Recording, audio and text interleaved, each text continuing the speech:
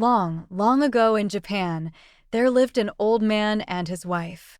The old man was kind and gentle, always caring for animals and birds. His wife was cross and greedy, constantly scolding him for wasting food on creatures.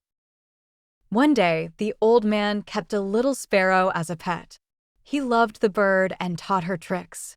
But his wife hated the sparrow. One wash day, the old woman made some starch and left it in a bowl. The sparrow, thinking it was food, ate it all. When the old woman discovered this, she flew into a rage. She seized the poor bird, cut out her tongue with scissors, and drove her away. When the old man came home and learned what had happened, he was heartbroken. He set out to find his beloved pet, wandering through the mountains and calling, Where, oh, where does my tongue-cut sparrow stay? At last, deep in a bamboo grove, he found the sparrow. She welcomed him warmly and led him to her beautiful home. To his amazement, the sparrow and her family treated him to a wonderful feast with delicious food and graceful dances. The sparrow had recovered and even had a new tongue growing in place of the old one. When it was time to leave, the sparrow brought out 2 wicker baskets. Please accept a parting gift. You may choose either the large basket or the small one. The old man, humble and grateful, chose the smaller basket. I am old and weak. The small one will be easier to carry. He thanked the sparrows many times and returned home.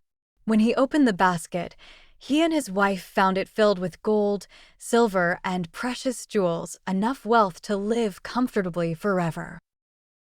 But the greedy old woman wanted more. If you got all this from the small basket, imagine what the large one contains. I will go get it myself. The next day, despite her husband's warnings, she hurried to the sparrow's house. The sparrows received her politely, but without warmth.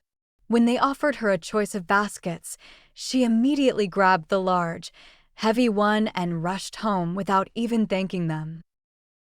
Back in her house, she eagerly opened the basket. But instead of treasure, horrible demons and monsters burst out, snakes, goblins, and frightful creatures that terrified her. She screamed and ran from the house.